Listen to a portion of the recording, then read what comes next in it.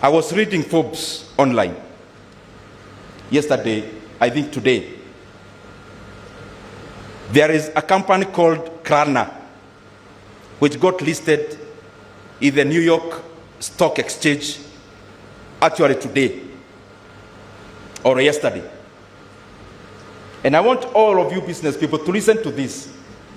Forget about all the other things I talked about. Let us now think about this one point. Klarna got listed. It is a company that is dealing with payment settlements. It is an IT-based, it's a fintech. Out of that listing, the market capitalization or the worth of that company, we are talking about today, yesterday, today, depending on the time zone. Out of the shares going up of that company after listing, the market valuation of that company became 17 billion US dollars. But something interesting happened. Out of the listing of Klarna, 40 of the employees of Klarna, 40, became multimillionaires today. Workers, staff. I'm not talking about investors. I'm talking about staffers of Klarna. There is a company called NVIDIA, which is producing chips for AI. It has over 36,000 workers.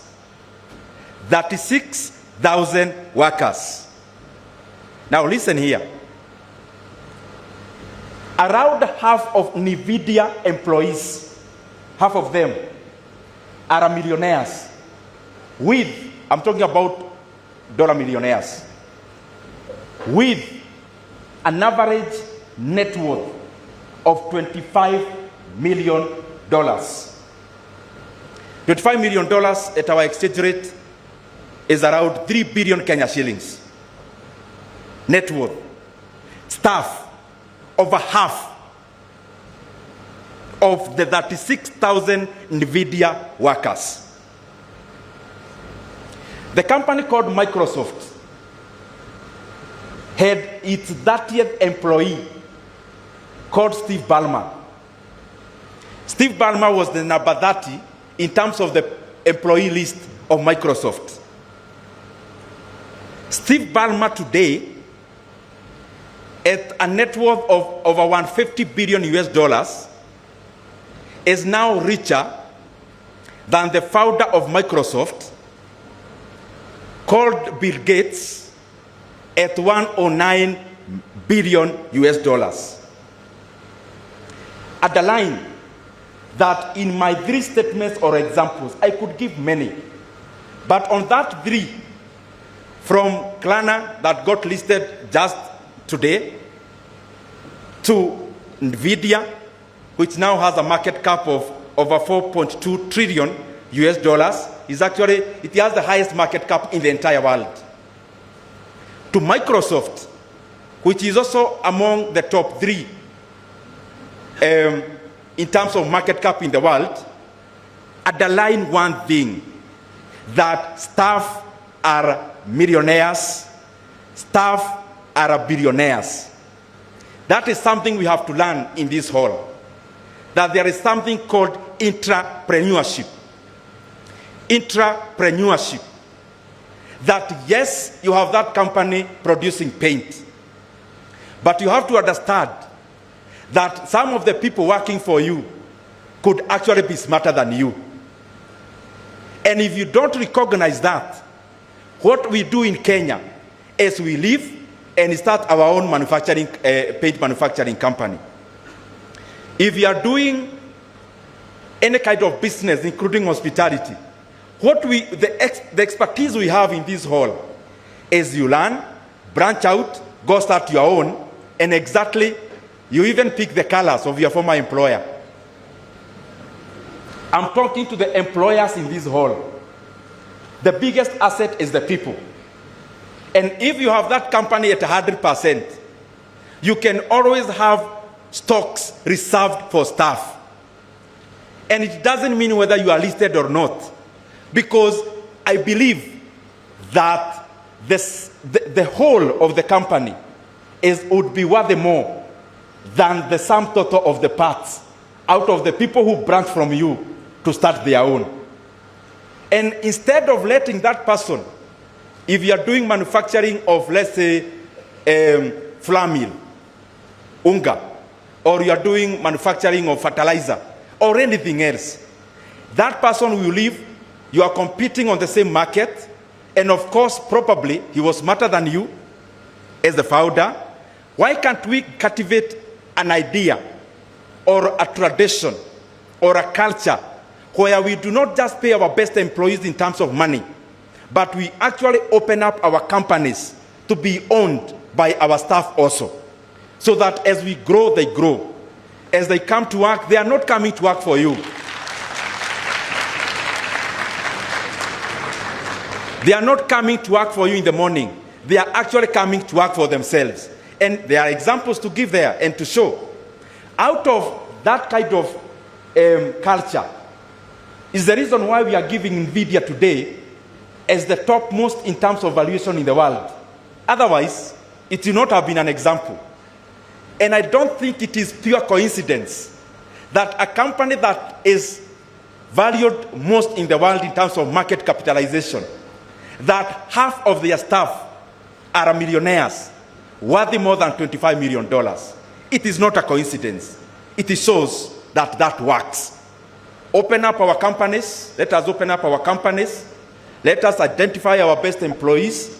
Let us also continue and start off giving them stakes, because you'd rather have your stake decimated to 45%, worth more like Microsoft, instead of starting a small minute thing where you hold by yourself, you only pay your employees, they get ideas from you, they go start their own. Then we have so many small micro businesses in Kenya, and an economy like Kenya. As much as we need those small micro companies, we also need big companies to compete globally. The reason why in Kenya, in Africa, in developing countries, we always want to be close to power. That a young man in Africa would rather join politics. Of course, we all know it's because of proximity to also resources. Because our economies run on patronage. That for you to get this, you know, to know this, you have to know this. For you to proceed to this level, you have to know this kind of a person. It's not a very good thing. But that is not the point I want to drive home. The point I'm driving home is that the reason why we look for shortcuts in developing countries could probably be at what do we actually call wealth. What is wealth? When you are looking for money, what are we looking for? And I call upon all the entrepreneurs in this hall that the money we are making from tonight, it stops being possessions and it starts being capital.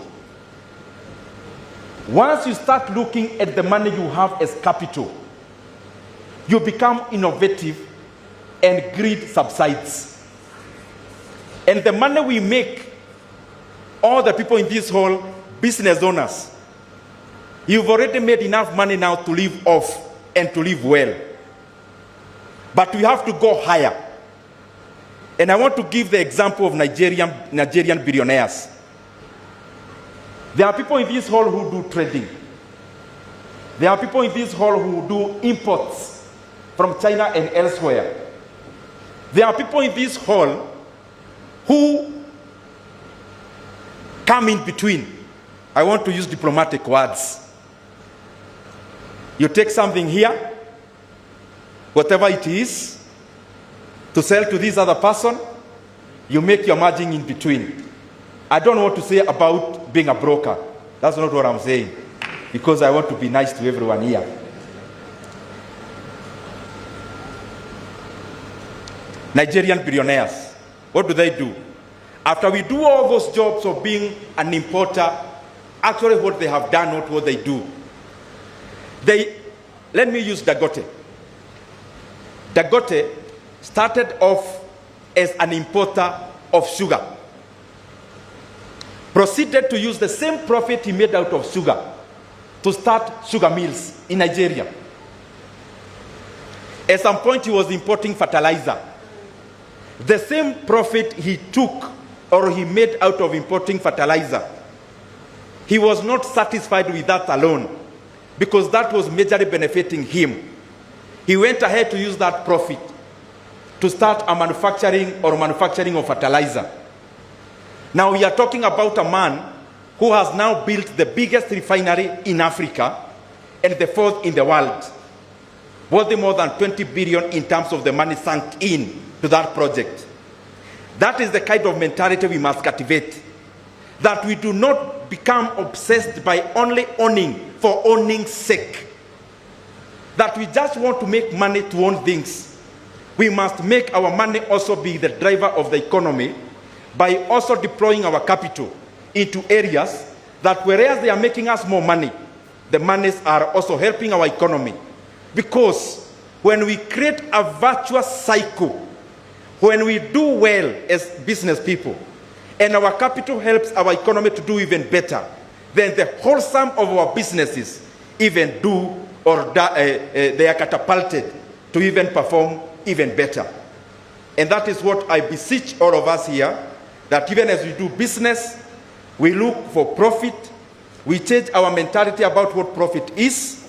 Instead of being a possession, let us use it as new capital to be deployed into new areas. Thank you very much. May God bless you.